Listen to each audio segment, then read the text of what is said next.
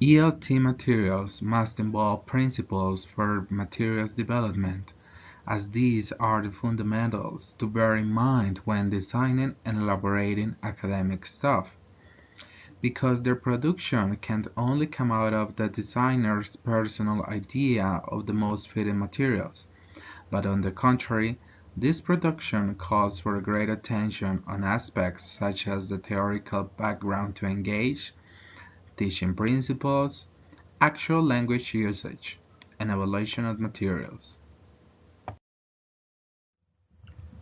Theoretical background is a relevant feature when developing materials because it provides the approach or literature on which the material setup will rely on. Since materials development aims to encourage learning, teaching principles are fundamentals to make up and lead their creation in order to go along with its educational nature. Actual language usage refers to materials which prompt the student to make use of the target language when communicating ideas, thoughts, feelings, or needs, and they're a framework intended to allow the scholars to experience real and first-hand language situations, setting up a suitable engagement with learning. When it comes to evaluation of materials, this must be an aspect likely to be checked out, as this action can grant the most suitable and significant educational pieces to bring into play, and therefore expected results can be reached. Language usage comes about when the student experiences first-hand useful and appealing contents in the target language. These contents ideally need to be focused on a wide range of topics or situations, which can be applied by the student in the distinct settings where their everyday lives take place. Suitable contents under this principle are those encouraging speaking and reading skills on different themes, genres, and topics, as well as authentic and contextualized usage of the target language. Thinking and feeling the target language is the main feature of this principle, because this states that a big factor in order to become familiar with that language is precisely through emotions and thoughts derived from exposure to the second language.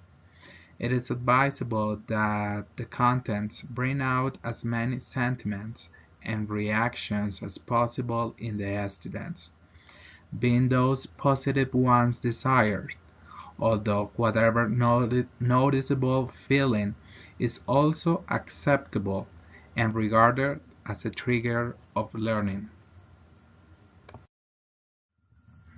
Positive attitude to take by second English learners towards all the elements making up their educational setting is an undeniable and essential aspect to grant learning. Likewise relevant is the positive self-esteem the students need to accomplish while learning to ensure they regard the process they are going through as something useful and significant for them. Interesting and enjoyable texts and tasks, achievable challenges, and emotion triggers are rather advisable. Mental resources such as seeing pictures in the mind, inner speech, emotional responses, and connections with the students' lives are powerful strategies when it comes to learn a second language, since these strategies are precisely employed when people are learning their mother language in order to remember new vocabulary, situations, and to figure out the context on which many of daily circumstances occur in their lives. Visual prompting and reflecting activities are highly recommended. When students focus on a particular language item or feature, it is quite likely they acquire language awareness, and therefore learning becomes possible as they reflect on how those aspects are used. So these just turn up by themselves when the students are plunged on the second language, and those features previously learned and studied are more easily noticeable, setting into motion acquisition of those elements by the students. Helping learners to discover particular features of a text is rather advantageous.